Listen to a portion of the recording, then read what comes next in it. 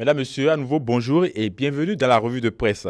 On démarre cette revue par cette grosse prise de la douane à Ouidah, comme nous le rapporte Fraternité. Le service d'intervention rapide de la douane Atlantique Littorale a intercepté sur le lac Aimé une cargaison de marchandises qui fallait frauduleusement vers Ouidah. Et c'est le commandant de cette unité, Marcelin Laroux, qui a donné l'alerte et les éléments du commissaire de Diegbadi à Ouidah lui ont prêté main forte. Le commandant Laroux fait un nouvel exploit, se presse d'écrire le matinal. Cet exploit inédit est donc le fruit d'une synergie d'action entre ces deux forces. Des boissons de contrebande saisies à Diegbadi, placard dans sa manchette Bénin Intelligent. Au total, 406 cartons et 33 bouteilles de boissons est le nombre des différentes liqueurs à raisonner, fruit du désir des commerçants à contourner les tasses telles que prévues par les dispositions douanières. D'après les explications du commandant de la douane, Marcelin Laroux, les fraudeurs ont opté pour la voie de la facilité, mais ils se sont trompés. Étant donné qu'il y a des réformes douanières en cours, ils ont préféré contourner le poste des douanes tout en pensant qu'ils pouvaient décharger les 10 produits. Malheureusement pour eux, la police était déjà informée, explique-t-il. Laroux et collègues ont arraisonné une cargaison de boissons en contrebande, fait savoir le Soleil Levant qui ajoute les propos du commandant qui menace qu'en plus des amendes, les fraudeurs seront poursuivis.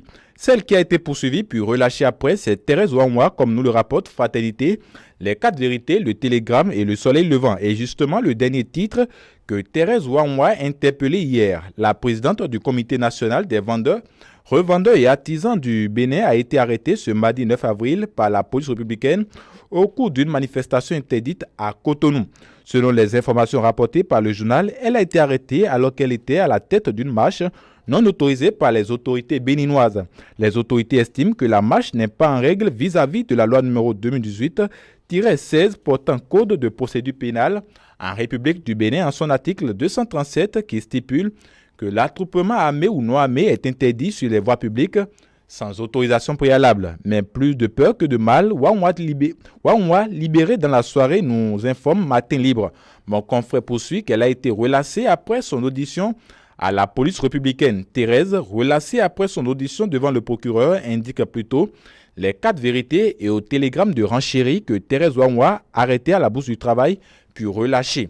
Elle est depuis hier libre de ses mouvements, conclut le journal. Une bonne nouvelle maintenant pour notre pays, c'est la nation qui consacre sa manchette et nous informe que le Bénin est le premier dans l'espace UEMOA en matière d'accès et compétitivité de l'Internet.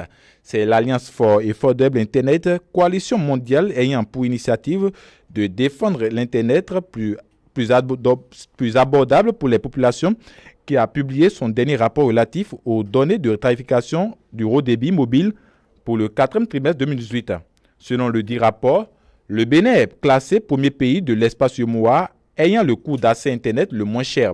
Le matinal reprend l'information et souligne que le Bénin, premier dans l'espace UEMOA. Le journal poursuit que c'est les efforts du gouvernement en matière d'accès à moins de coûts à Internet qui sont couronnés de succès. Le pays occupe la première place au sein de l'espace UEMOA où l'accès à l'Internet est le moins coûteux, notamment en ce qui concerne les volumes en 100 mégaoctets et 500 mégaoctets. Les données de tarification du haut débit mobile dans chaque pays ont été présentées en USD. Face à ces résultats, si le gouvernement béninois réduit encore davantage le coût de la connexion Internet, le Bénin pourrait occuper la première place en tant que pays le moins cher de la sous-région ouest-africaine et si possible, quel que soit le volume de données mobiles.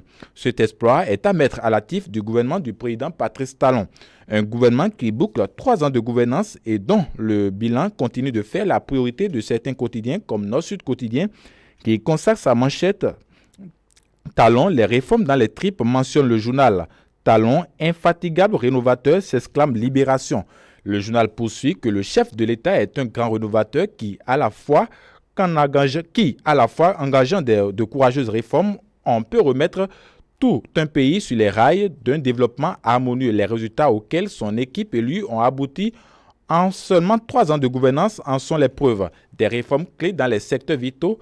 Talon, très adroit, placard le potentiel. Pour exemple, le matinal nous propose l'œuvre de Talon en 3 ans dans le secteur de l'énergie. Bien évidemment, toutes les réformes ne reçoivent pas l'assentiment de tous. C'est d'ailleurs pourquoi le Soleil Levant trouve que les réformes, la pilule amère que Talon administre à nos vilaines habitudes. De toute façon, ces 3 ans de réformes au profit des Béninois, conclut le matin.